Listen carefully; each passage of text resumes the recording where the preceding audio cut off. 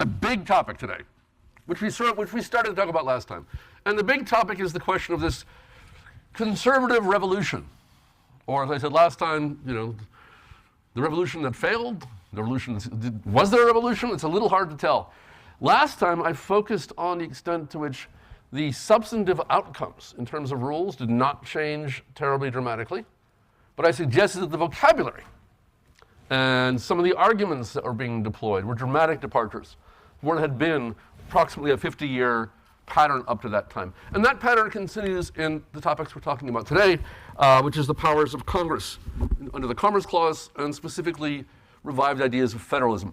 A little bit of constitutional politics background, right?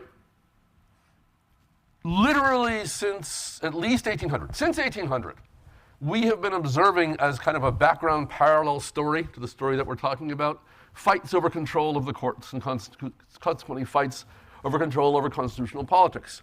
Starting with the Democratic Republicans' attempt to purge Federalists out of the federal courts, right?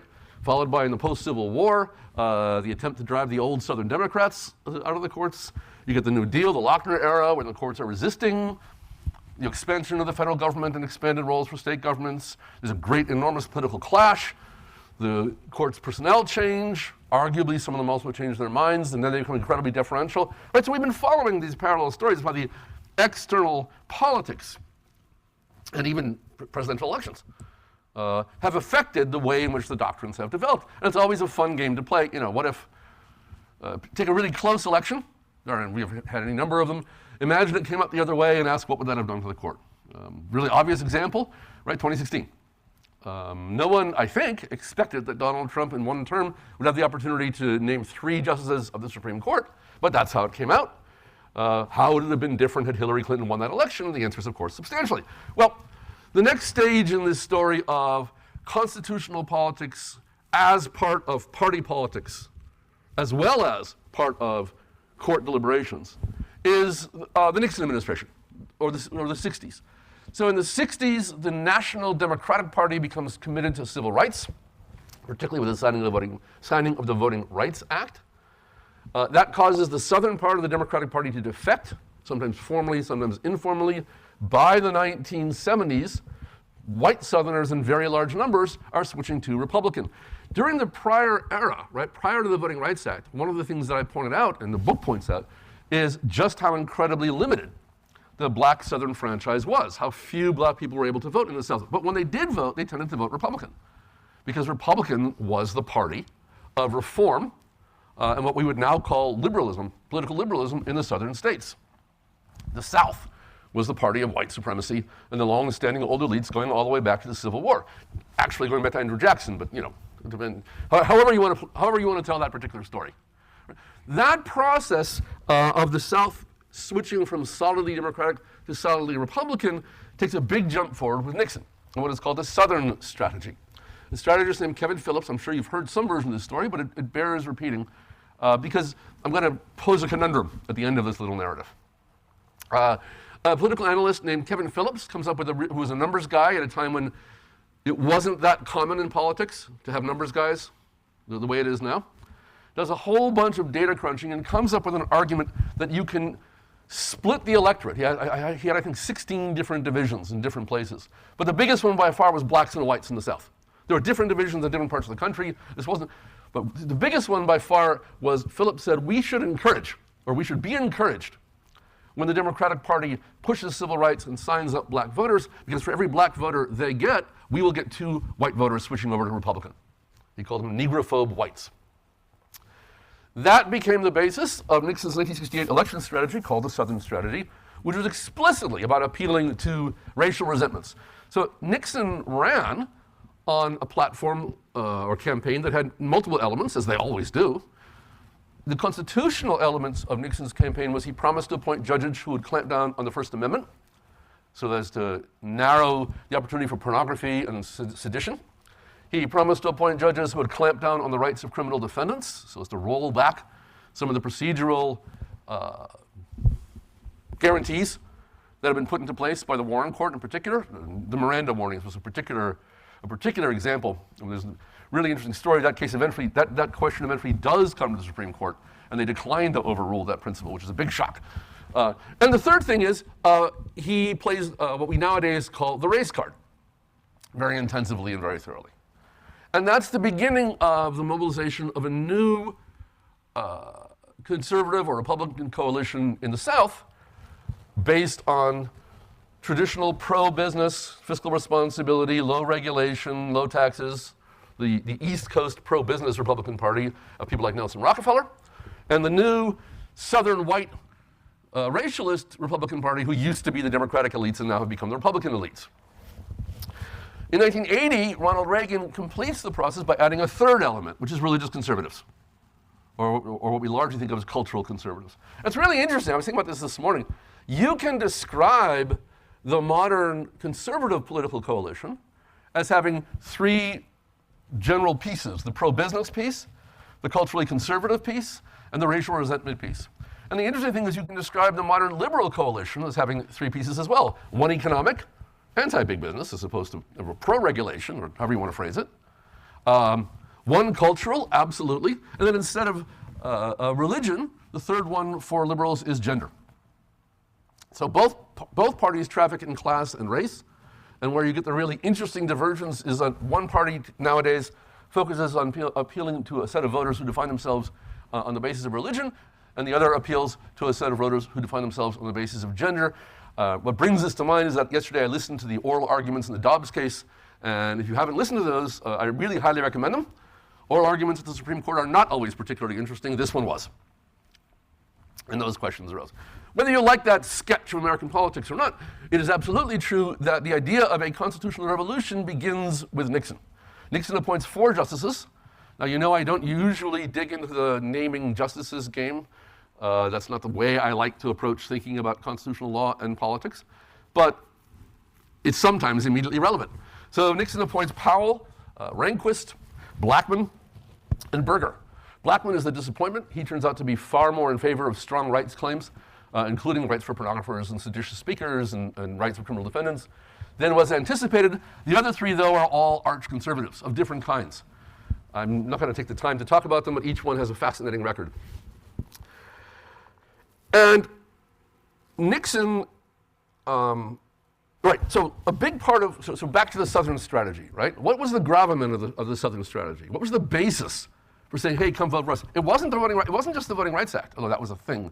Much more galling to Southern white racialists, or Southern white conservatives in general, was the ongoing federal court supervision of schools. Desegregation. Desegregation didn't happen all at once.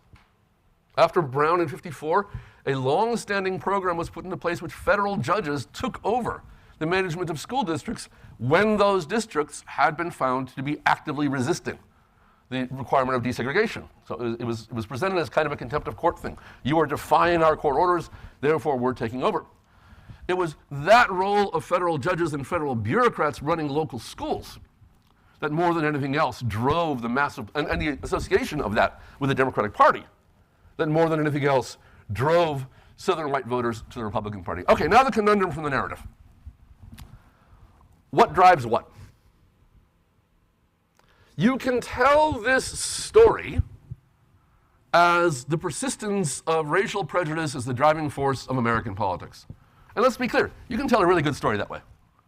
You can put together a really relentless narrative, and there is just evidence everywhere that says that Kevin Phillips' identification of negrophobe whites as a source of votes, that's what American politics at the national level is all about, and everything else follows that. So by that theory, by that approach, you would argue when people talk about states' rights, really what they're after is a restoration of white supremacy, and states' rights is just a means to an end.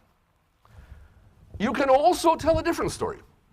A guy I know named Ken Kirsch has a recent, it's going to be a multi-volume set. The first volume is out on the history of the American conservative movement. And his argument is that no, that's actually a misleading description. That in fact, what you ought to look at the questions of constitutional politics as primary. So that, according to this argument, there may have been lots of folks in the South who were perfectly comfortable with the desegregation of schools, but weren't comfortable with the federal government doing it. Or who were perfectly comfortable with something like the Voting Rights Act, but weren't comfortable with the way that that act gave federal judges authority over election rules. Right? You can argue that the constitutional politics, to at least some extent, drove the other politics, the racial politics, rather than the other way around. And you can argue that on the part of politicians and elected leaders, this was essentially cynical. I mean, if you're into, there's a thing that crosses, lots of junk crosses my desk, as I'm sure it does yours. One bit of junk from last week is that Michael Flynn, apparently in private, refers to QAnon as a bunch of nutcases, which is embarrassing for him because recently he has publicly attended. What's the explanation? Did Michael Flynn look crazy? Probably not. He probably made a political calculation. This was useful to him, and you can point to lots of I'm shocked to discover politicians making calculations based on their gain, on their personal gain for future elections. You can argue this is all just, hey, this will work, let's run with it. And that the key actors, in many cases, really didn't care. Or it could be a combination of all three. I do not have an answer to any of them. I tend toward the all three, but that's because I always tend to the most complicated possible explanation for anything. But consider, for example, so when Reagan is running for president in 1980, he launches his campaign with a big campaign appearance at the Neshoba County Fair. Neshoba County is where 3 civil rights workers were murdered in a very infamous incident, Goodman, Schwenny, and Taylor. An incident which every Southerner knows about, even though most Northerners don't, which is kind of a whole interesting regional historical memory thing of its own. And he goes to this place of all places and gives a big speech about states' rights. Is that a coded, or not very subtly coded, appeal for white racialist votes? Sure. I mean, that calculation was part of it. Is it possible he also believes genuinely that states' rights should be restored and that the national government has become too large? Sure. Of course that's possible. Is it possible he doesn't care but is following his advisor's recommendations to get elected? Again, of course that's possible. So all we have, right, is the rhetoric, the arguments, the vocabulary. We can't really, at least in this class, certainly, ascribe deep underlying motives to what's going on. We can just trace it and recognize that there's a larger political context. So here's Reagan, for example, in his speech to the National Conference of Governors in 1981, just a couple months after taking office. And he says, first he talks about how with the support of Americans he's going to cut taxes, a classic conservative fiscal goal. With the help of these same Americans and with the help of the states, one of our next goals is to renew the concept of federalism. The founding fathers saw the federal system as constructed something like a masonry wall. With the states are the bricks, the national government is the mortar. In other words, the compact theory. So Reagan makes a constitutional theory part of his campaign. It almost brings a tear to the eye to imagine people running for president actually talking about constitutional principles as though they had opinions on them. I mean, right? No? Yeah. And so when he appoints Scalia and O'Connor and Kennedy, and he makes Rehnquist Chief Justice, and he appoints Ed Meese as Attorney General, and these guys go off and launch the Federalist Society, there's an explicit goal to restore an earlier theory of federalism. Why am I telling you all this story? Because in 1976, we get National League of Cities versus Usury, which is the first attempt at the revolution I keep talking about.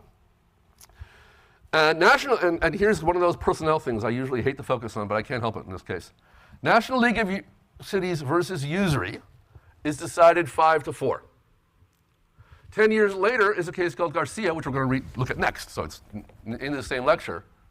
One justice switches his vote, Blackmun, and it comes out the other way. So sometimes it does turn on an individual person. Why did Blackmun change his mind? I am not going down that rabbit hole. But let's see what the argument was. And the argument of National League of Cities versus Usury is expressed by this diagram. So we had, and it really, raises questions we haven't thought about since well before the Civil War. In particular, it asks the question, not what the Constitution does, but what it can do. Do you remember that question? And the idea was that there are principles of state sovereignty that limit the Constitution itself, because they were there before. That's the bricks and mortar model. The compact theory says the Constitution is agreement among sovereign states on the order of a treaty or a wall, right? The bricks are indivisible. It's the mortar that you can take away and add more to. You can add more bricks if you want, but the brick itself is a unit. That compact theory held that there were therefore principles of residual sovereignty that limited what the Constitution could have done, let alone what it did to it. And you remember, that explicit question was raised more than once. Marshall raised it once. Tawney raised it. And this is pointing back in that direction again. So I'm just going to tell you what it says, and then I'll show you in the text. But what the decision here says is, remember this area, this shaded area of overlapping powers? That's the area in which Article 1 has given Congress certain powers, but states also have power over that area, and therefore we have questions about preemption. Remember all that? Please say yes, because otherwise we've got a big problem. All right, cool. New theory, the black box. I want to say this carefully and clearly because it is very easy to misunderstand. This is not an argument about what powers Article 1, including the necessary and proper clause, does or does not give to Congress. The argument here is that among powers which Article 1 does give to Congress, we're past that question. We agree Article 1 gives Congress the authority to fill in blank. Run a post office, I don't care. Among the powers granted to Congress by Article 1, nonetheless, there are certain powers Congress may not exercise because they were never within the scope of Article 1 to begin with. They are elements of states as states. They are aspects of state sovereignty. And Article 1 simply lacks the power to grant those powers to Congress because that would defeat the idea of state sovereignty. So I want to be really clear. The argument is Article 1, that the powers we're talking about, I'll get to the specifics in just a second, I promise. I realize this is kind of vague, but the argument is that among the powers granted to Congress by Article 1, there are some that Congress may not exercise because they weren't truly granted. Because to say that they had been granted would violate this conception of state sovereignty, which is there prior to, and therefore is a limit on what the Constitution can do. Does everybody get the argument as I'm portraying it? All right, one question, of course, is, am I giving a fair version of the argument? But that you can decide for yourselves when you look at the case. I just want to get this on the table. Okay? Let us dig in. So the question in particular has to do with the federal law about wages. Can states be bound by the Fair Labor Standards Act in terms of the wages they can pay to their own employees? In 1968, a case called Maryland versus Wirtz, which is mentioned, said yes. Said that where states act as employers, remember, states employ a lot of people. School teachers, firemen, police officers, just lots and lots and lots of people. Lots of people are state employees. Where states act as employers, that's not a political role, that's an economic role, and they're bound by the same economic regulations as everybody else. That was the 1968 ruling, the height of the Warren Court. This overrules that case. Why? All right, here we go. Here's Rehnquist writing the opinion, and again, it's 5-4, which matters because, as I say, a switch of one justice 10 years later is going to change the outcome. So he starts by reviewing what he calls the old view in like U.S. versus Darby. And remember, in Darby, the idea was there's no need for courts, there's no role, for courts to find constitutional legal restrictions on what the federal government may do in terms of the scope of its powers. That's fundamentally a political question, which was resolved structurally. The federal government is made up of states and state representatives, they act on, right? So the relationship between the federal government and the states is one to be worked out through the political process of representation. That was the Darby model. Obviously, Rehnquist rejects that. Congressional enactments, which may be, and you have to listen to this very carefully because it's slippery. I'm not insulting Rehnquist, but I'm not saying he's being slippery. It's just conceptually slippery if you don't focus hard. Congressional enactments which may be fully within the grant of legislative authority, contained in the Commerce Clause. Right? We are within the Commerce Clause here. May nonetheless be invalid because found to offend against the right to trial by jury or the Due Process Clause of the Fifth Amendment. So first proposition, all the way back to Marshall. Necessary and proper attaches to the Commerce Clause and gives powers, but of course, that doesn't supersede rights guarantees elsewhere in the Constitution. Right? There's always this implied limitation. Congress can regulate commerce, blah, blah, blah, but not if they do so in a way that violates the First Amendment, for example. Now, in addition to rights violations, Rehnquist is going to announce another area where the national government may not go. despite it being within Commerce Clause powers, because it violates a constitutional guarantee. This time, the constitutional guarantee is state sovereignty. It is one thing to recognize the authority of Congress to enact laws regulating individual businesses, necessary subject to the dual sovereignty of the government of the nation and the states in which they reside. Notice the revival of dual sovereignty. It's a phrase we haven't heard for a while. I think the last time was slaughterhouse. It is quite another to uphold a similar exercise of congressional authority directed to states as states. That's the key phrase I've identified here. Congress may not regulate states as states. What does that mean? Well, it means Congress can regulate states in some ways, but not others. What's the difference? We have repeatedly recognized there are attributes of sovereignty attaching to every state government which may not be impaired by Congress, not because Congress may lack an affirmative grant of legislative authority, that is, we are within Article 1, but because the Constitution prohibits it from exercising the authority in that manner. So notice, I framed this as limits on what the Constitution can do, on the theory that sovereignty precedes the Constitution. Rehnquist, at least, is arguing a different way, saying, no, that sovereignty protection is in the Constitution, just like a rights guarantee in the First Amendment or something else. He does not identify where it occurs in the Constitution or how we should derive it, which is why I suggest that really what's going on here is this old idea of background principles of sovereignty, but you don't have to buy that argument. All right, so that's our theory. Question: when states are paying wages to their employees, is that an example of states as states? Or is that an example of states just doing stuff that's not so specially part of sovereignty that it requires being shielded against federal regulation? The answer is setting wage rates is a core state function. The question we must resolve is whether these determinations, that is of wages, are functions essential to separate and independent existence, so that Congress may not abrogate the state's otherwise plenary authority to make them. Right, so a little addition to the test. How do we know when we're dealing with a states as states aspect of sovereignty? When it's something that is essential to the separate and independent existence of the states. It's not a very precise test, but it's the test that we have from this case, at least. How does that apply to wages? Well, and maybe as a matter of economic policy, it would be desirable that states, just as private employers, comply with minimum wage requirements, but it cannot be gainsaid that the federal requirement directly supplants the considered policy choices of the state. And it goes through a variety of illustrations. States might want to pay less than minimum wages in order to preserve money for the budget. And he points that the state of California, for example, says that if they're required to pay minimum wage for fire suppression, that will increase their fire suppression budget by between $8 and $16 million. This is, of course, before the era of massive wildfires. Do you all know what California uses as part of its workforce to fight the wildfires? Like a big part? Prisoners. State prisoners can earn good time by volunteering for the extraordinarily dangerous work of fighting wildfires without getting paid for it. That wouldn't be allowed if the Fair Labor Standards Act were to apply, and that would, of course, cost California a great deal of money, among other people. And it has a huge effect, says Rehnquist, on the delivery of services, which, after all, is what states are all about. State governments are local governments. They clean the streets, run the schools. They do the stuff right where people live. Fire prevention, police protection, sanitation, public health, etc., are typical of those actions performed by state and local governments.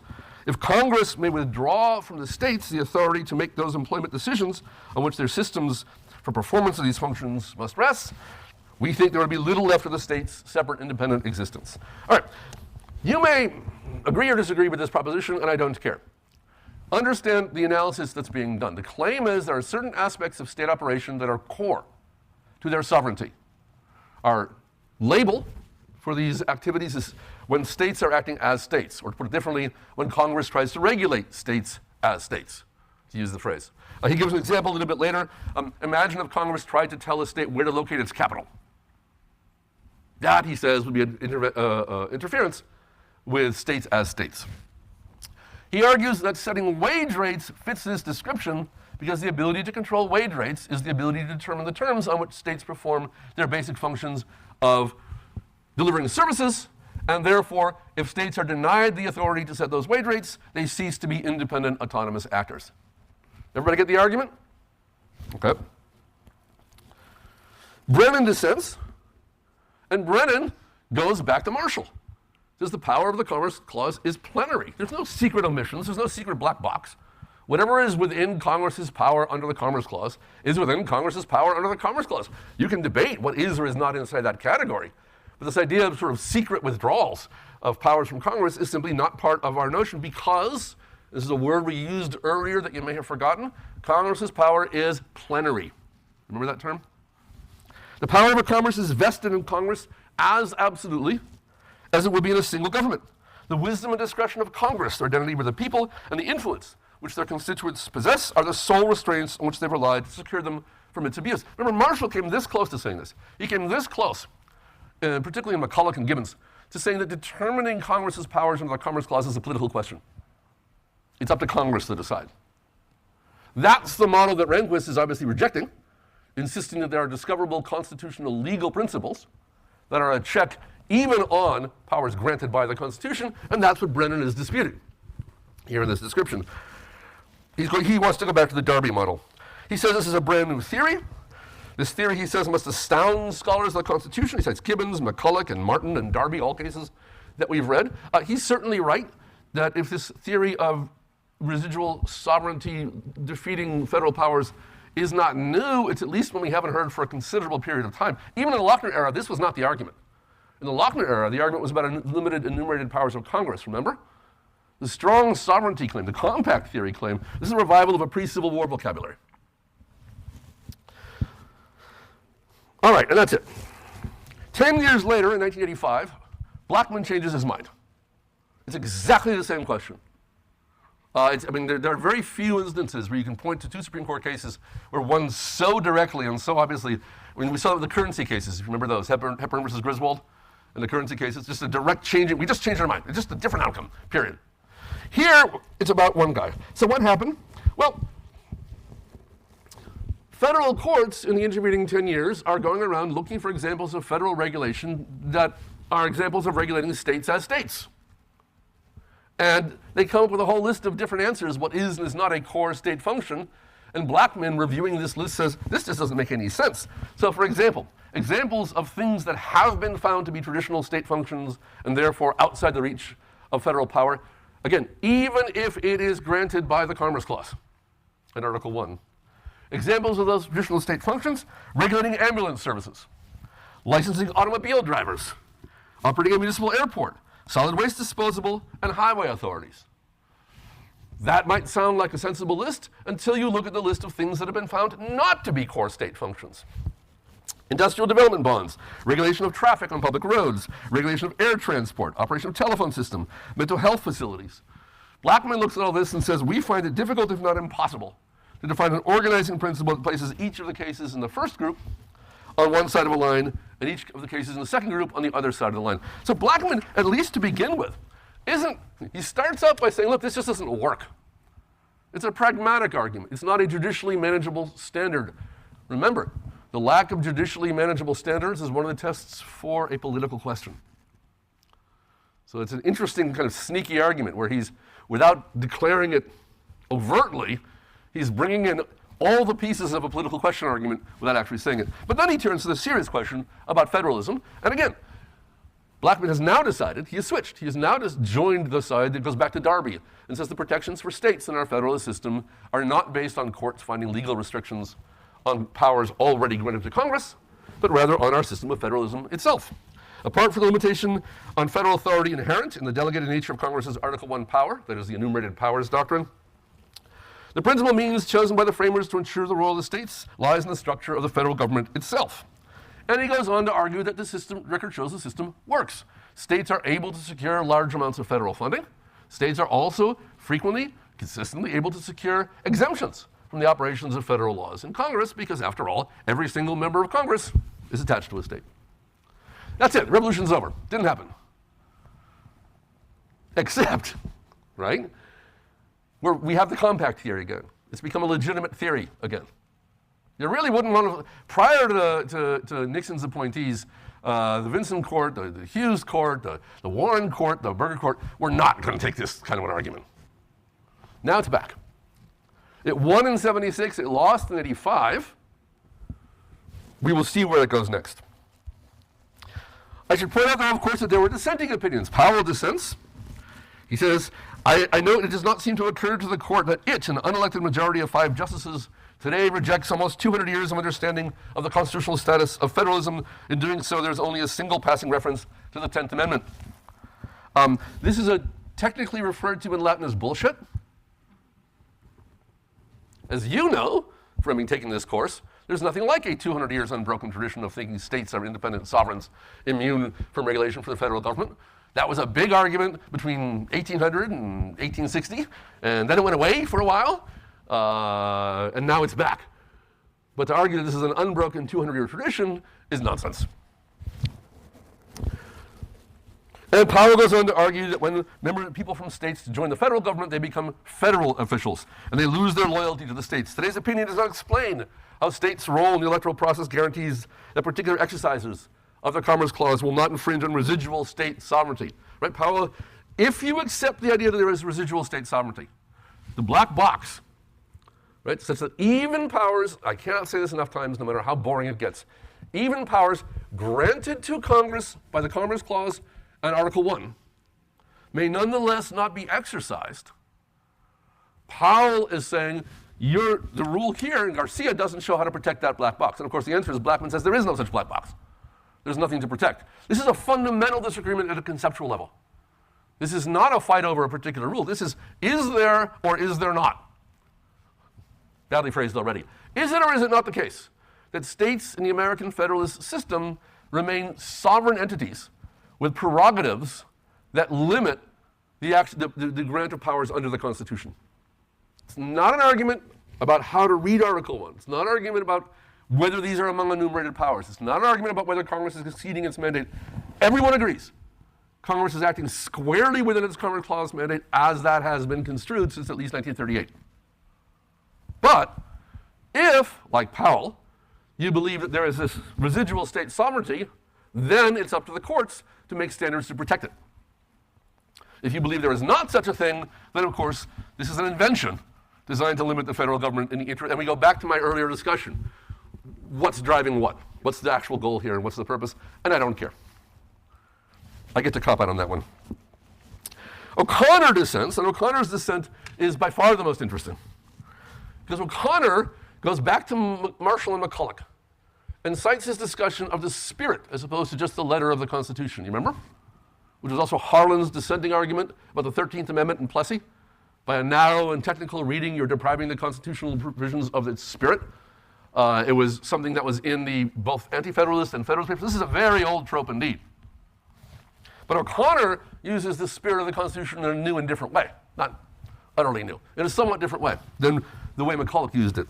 This principle requires, so quoting McCulloch, let the end be legitimate, let it be within the scope of the Constitution, and all means which are appropriate, which are plainly adapted to that end, and which are not prohibited, but consist with the letter and spirit of the Constitution, are constitutional. Okay, says O'Connor. So letter, First Amendment, right? Rights violations. What about spirit? What would violate the spirit of the Constitution in this context? The answer is the spirit of the 10th Amendment, of course. I love the of course there. Like, no one disagrees. The spirit of the 10th Amendment, of course, is that the states will retain their integrity in a system in which the laws of the United States are nevertheless supreme. With the abandonment of National League of Cities, all that stands between the remaining essentials of state sovereignty and Congress is the latter's, that is Congress's, underdeveloped capacity for self-restraint. I really admire underdeveloped capacity for self-restraint. That's a great phrase.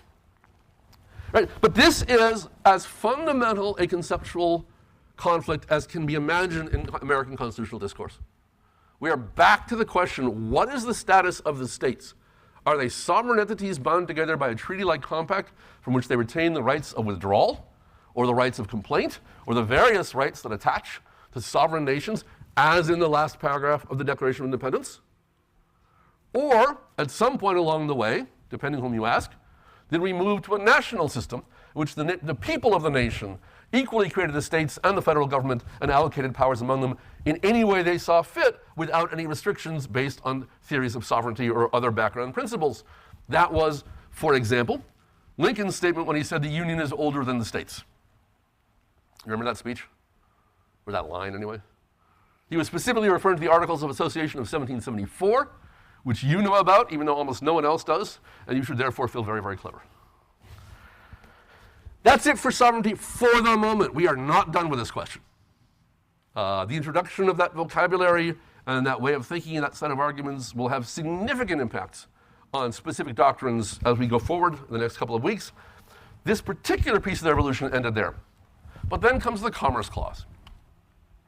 All right, we just finished having a discussion about this mysterious black box and the question of, are there powers granted by the Commerce Clause that nonetheless can't be asserted because of theories of sovereignty? Put all that aside. A completely separate question, and it's important that you recognize that it's separate, is what powers does the Commerce Clause give to Congress? Right? In usury and Garcia, everyone agreed. We're talking about powers that have been given to Congress, but ... There's a separate question of, should we rethink the way we conceive of the grant of powers to Congress under the Commerce Clause? And, right, go back. Lochner, 1938, Caroline Products, an almost incredibly deferential standard of Congress. If we can imagine Congress could have had a good reason for doing something, that's enough.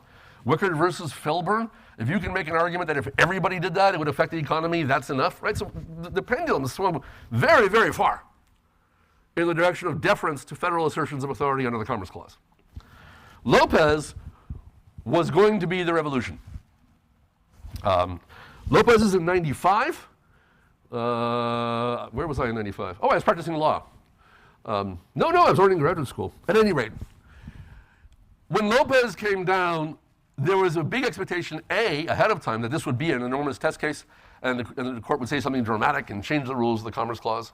And when it came down, it was, aha, look, it's a whole brand new thing. And the impact has been not that great, actually. It's yet again revolutionary in the reconception of the vocabulary and the terms, much, much less revolutionary in terms of the outcomes.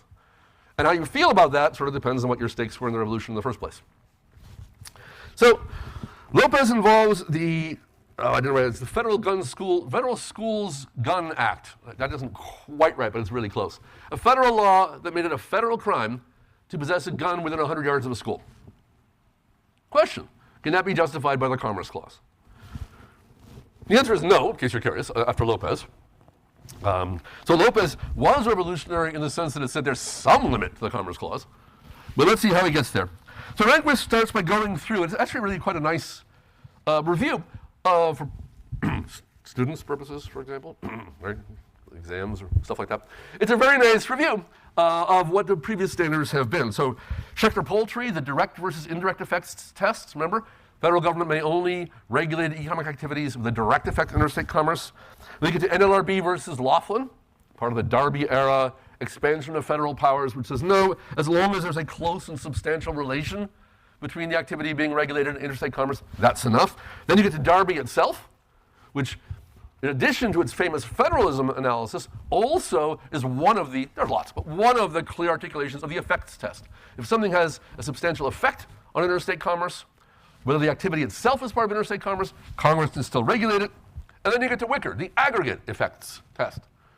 Even if an activity has no effect on interstate commerce, if in the aggregate it could be assumed to do so, that's enough. Now Rehnquist says there still have to be some limits. Right? We are not going to accept the position suggested by Marshall, suggested by Brennan a few minutes ago, that Congress has full authority to determine its own limits under the Commerce Clause, that it's a political question. The principle of enumerated powers, the fact that there's a Commerce Clause rather than a clause that says do anything you want to, right? However you want to approach it, there have to be some limits. And so Rehnquist says, look, we can think of all these tests and break them into three categories. First, that is to say, three categories over which Congress may legitimately exercise Commerce Clause authority. First, channels of interstate commerce. Highways, canals, airports. The system within which interstate commerce operates. Question, does that include the internet? Never mind. Second question, instrumentalities or persons or things in interstate commerce. The trucks carrying the goods across the state line. The salesman crossing the line to close a contract.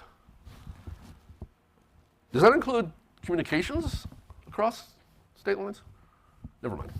Third, activities having a substantial effect on interstate commerce. And it's the last one we want to focus on. Because the government's claim is that gun violence in and around schools has a substantial effect on interstate commerce. Going back to Wickard, what if everybody did that? If everybody brought a gun to school, that would ruin education and our economy would fail. And besides, you can sort of, we'll come back to the government's arguments, but they really were fairly tenuous. Now, Rehnquist wants us to reconsider the substantial effects test. And here's what he says about it. We have upheld a wide variety of congressional acts regulating intra-state commerce activity where we have concluded the activity substantially affected interstate commerce. So we're looking at Congress's authority to federally regulate conduct that itself takes place only within a state. So far, so good. It would have been different if the law had said it's a crime to possess a gun that has crossed a state line within 100 yards of a school. Or it might be, I don't know. It might have been different, but it didn't. All right, second point. Yes, we have always said, for a long, long time we have said, the federal government may regulate intra-state activity that has an effect on interstate commerce, but only if it's economic activity. So we're going to make a new distinction. Economic versus non-economic activity. Section 992, that is the federal gun law, is a criminal statute that by its terms has nothing to do with commerce or any sort of economic enterprise. However broadly, what might define those terms. So we're taking these substantial effects tests, we're adding a qualifier, substantial effects of economic intrastate activity may produce a basis for regulation under the Commerce Clause. Well, what about Wickard? What was the economic activity in Wickard? He just grew wheat and didn't put it on the market?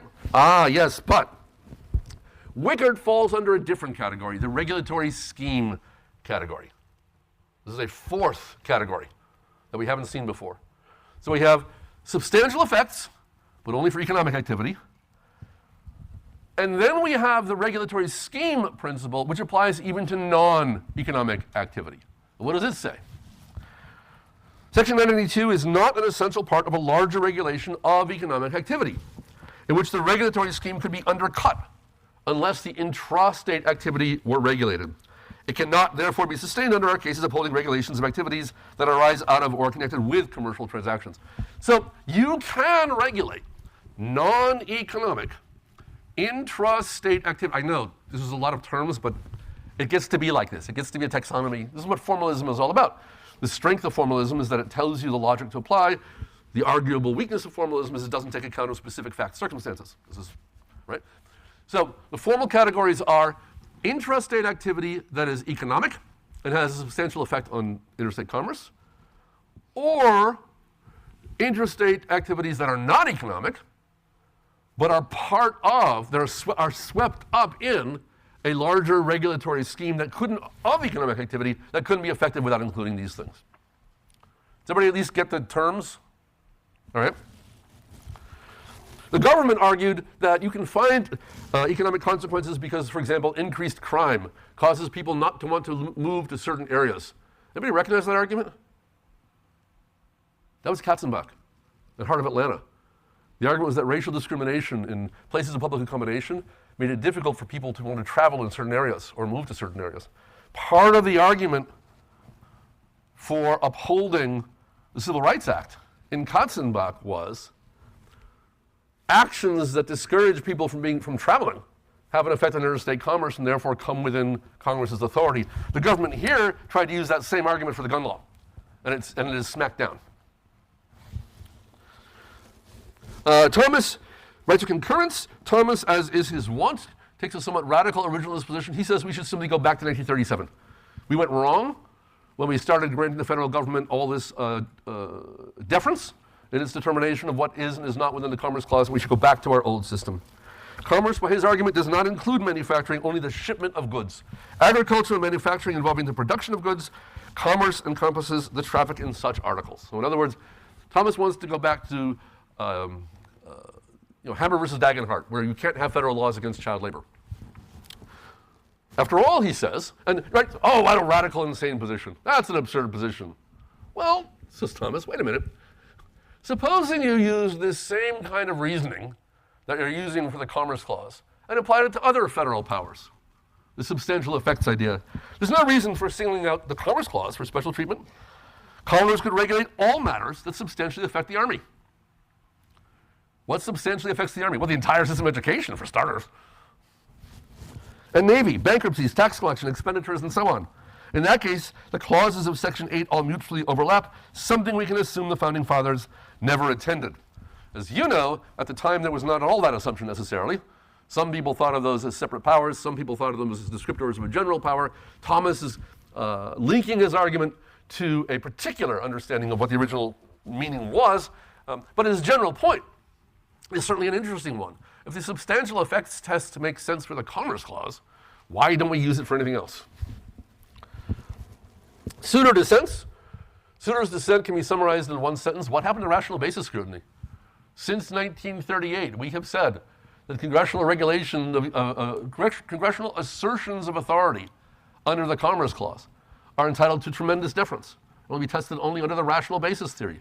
We should be asking whether there's any possible set of reasons Congress could have had for thinking that guns near schools have economic effects, not second-guessing them on the empirical question. Souter is right in the sense that this is a departure.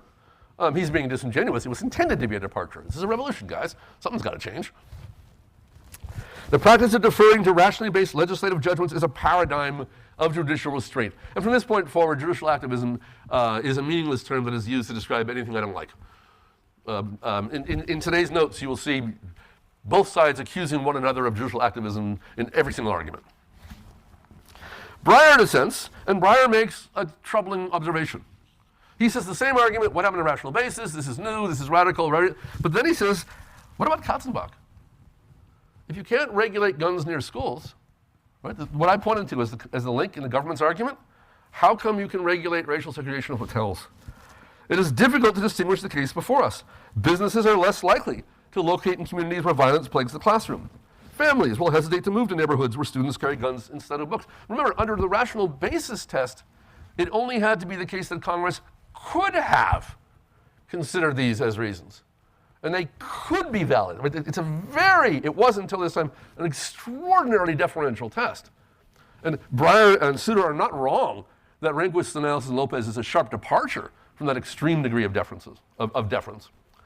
But Breyer is now adding the very troubling problem of if you withdraw that deference, what happens to the Civil Rights Act?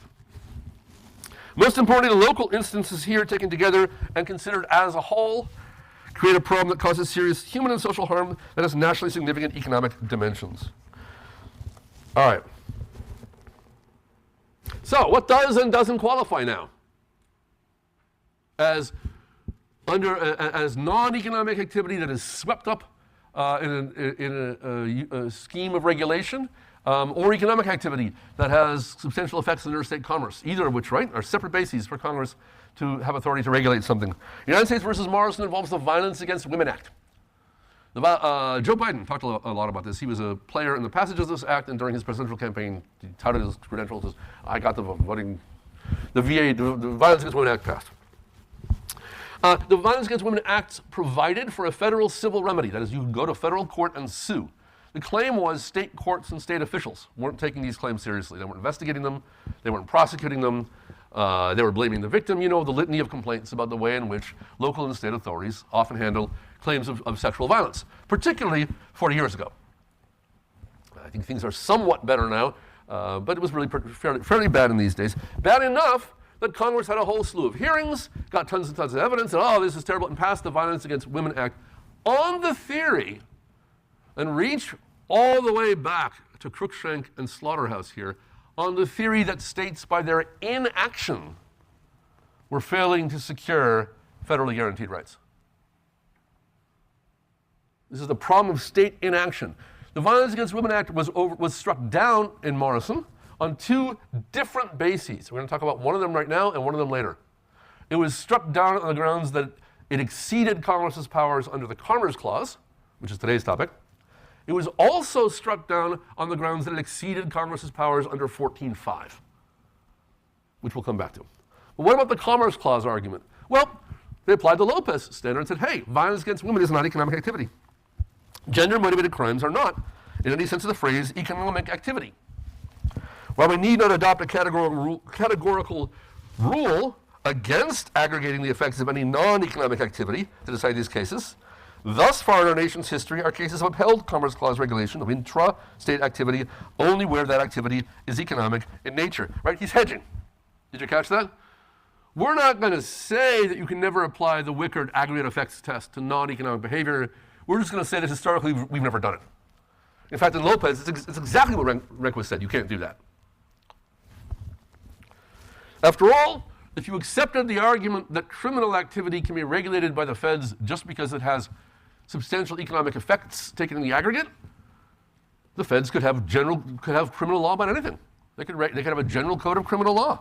If accepted, petitioners' reasoning would allow Congress to regulate any crime, so long as the nationwide aggregated impact of that crime has substantial effects on employment, production, transit, or consumption. Indeed, if Congress may regulate gender-motivated violence, it'll be able to regulate murder or any other type of violence, right? The federal criminal code only covers certain crimes. You have to violate a federal law in order to get yourself into a federal criminal prosecution. And those federal laws can't just be, we ban this because it's bad. All right, so the Lopez principle, given teeth. You can't, the federal government, under the Commerce Clause, go around regulating non-economic activity on the grounds that taken in the aggregate, it would have an effect on the economy. You can, don't forget, regulate non-economic activity as part of the scheme of regulation test, right? Everybody with me so far? It's about to get fun. Can the federal government make it a crime to possess marijuana?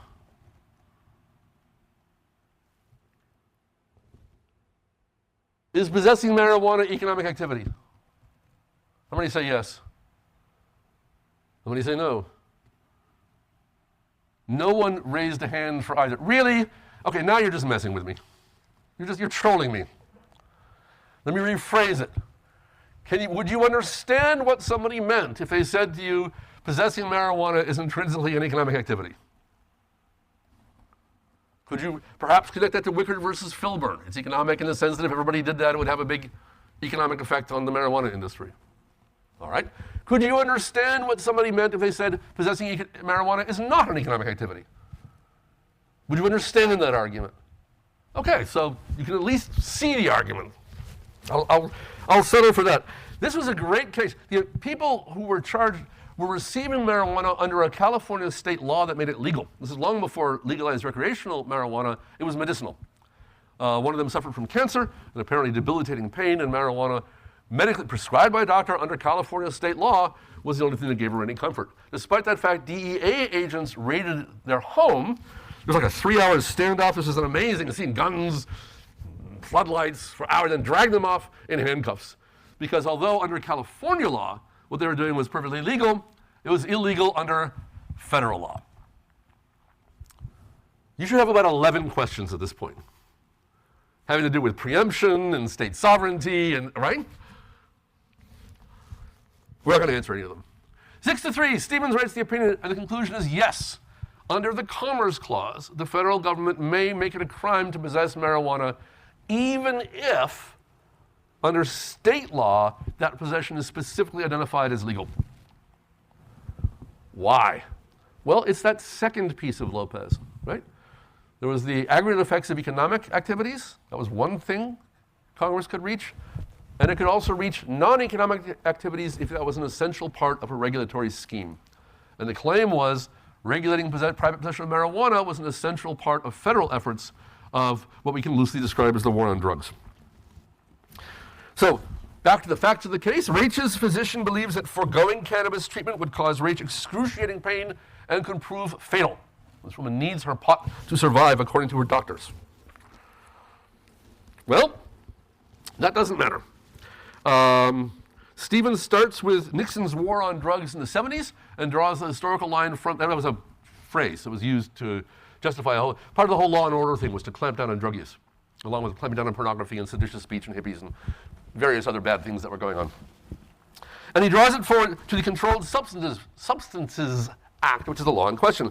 The main objectives of the CSA were to conquer drug abuse and control the illegitimate traffic, in controlled substances. Congress was particularly concerned with the need to prevent the diversion of drugs from legitimate to illicit channels. He sort of just throws that in there. There's a specific congressional concern that lawful drugs could become part of the unlawful drug market. To effectuate these goals, right, that's how you justify reaching this medically prescribed marijuana. What if she turns around and sells it? Sort of a Wickard thing, right? Aggregate effects, what if everybody did that? Except that we're not in Wickard. We're not in that category. We're in the regulatory scheme category. To effectuate these goals, Congress devised a closed regulatory system, making it unlawful to manufacture, distribute, dispense, or possess any controlled substance. He reviews, just as Rehnquist did, the three things that Congress may regulate: channels and instruments of commerce, items in commerce, and activities that substantially affect interstate commerce. And now he says, of course, we will defer to Congress on the empirical question of whether something affects the economy, and therefore whether it qualifies.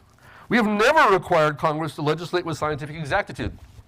When Congress decides that the total incidence of a practice poses a threat to a national market, it may regulate the entire class. When a general regulatory statute bears a substantial relation to commerce, the de minimis character of individual instances arising under the statute is of no consequence. In other words, we're going to treat this as economic activity, and we're going to apply the Wickard standard and say you can regulate this intrastate economic activity. Is the possession of medically prescribed marijuana economic activity? How many say yes? How many say no? Still no hands. Oh, now I got some hands. Aha, I have won you over. Manipulating your opinions is what's going on here. You understand that, right? I'm indoctrinating you. So, we will have tremendous deference, as we did not previously. So we apply the rational basis test, given the enforcement difficulties that attend distinguishing between marijuana cultivated locally and marijuana grown elsewhere, and concerns about diversions into illicit channels, we have no difficulty. Concluding, now listen to this carefully, Congress had a rational basis for believing, back to the deferential standard since 1938, the standard that in Lopez we said, I suggested that in Lopez, Rehnquist was announcing a departure from that level of deference. Well, apparently not, when we're talking about a closed regulatory scheme. Had a rational basis for believing that failure to regulate the intrastate market and possession of marijuana would leave a gaping hole in the CSA. How do we distinguish Lopez? Simple. In Lopez, there was no comprehensive scheme of regulation. There was a national law against having guns near schools. That's not the same thing as a national scheme of regulation of, well, guns, I suppose. What about Morrison? Again, we can distinguish. Morrison involved violence against women. That's a non-economic activity. Possession of marijuana is economic activity, which is why I kept hitting you with that question, because I knew this was coming. Despite congressional findings that such crimes had an adverse effect on interstate commerce, we held the statute unconstitutional because it did not regulate economic activity. Talking about Morrison. So in Morrison, Congress found, yeah, violence against women has a substantial effect on interstate commerce. Doesn't matter. The activity being regulated is non-economic. Therefore, you can't apply the deferential aggregation test. I told you this would get slippery. Is everybody following this all right? At least no one's going to, okay. We concluded in Lopez that non-economic criminal nature of the conduct issue was central to our decision. Where economic activity substantially affects interstate commerce, legislation regulating that activity will be sustained. Here, therefore, the question is this activity economic? And the answer is yes. Economics refers to the production, distribution, and consumption of commodities, according to Webster's Third International Dictionary. The CSA, that's the drug law, the Controlled Substances Act, is a statute that regulates the production, distribution, and consumption of commodities for which there is an established and lucrative interstate market. I could ask the obvious question, is possession of a gun not participation in the use of a commodity for which there is an established lucrative interstate market? Prohibiting the intrastate possession or manufacture of an article of commerce is a rational and commonly utilized means of regulating commerce in that product. And so he goes back to having settled that, rational basis review. Here we will apply rational basis review. But notice how we get there. You get there using the Lopez categories. Right? We have one test for economic activity and a different test for non-economic activity. And on that non-economic activity side, we have the closed scheme of regulation principle, which can kick in. On the economic activities side, we have the substantial effects through substantial aggregate effects test out of Wickard. And while the Lopez rule may not have been dramatic, the decision in Morrison, the decision here, is certainly significant, and it is that new vocabulary that governs the decisions. Scalia concurs. Scalia writes a really interesting opinion, which I do have time to discuss. How nice. So Scalia, in this instance, is not proposing a radical rewriting of anything, but he's revisiting the analysis. Let's put it that way. So the analysis that Rehnquist and Lopez could put, we have three categories of things Congress can regulate.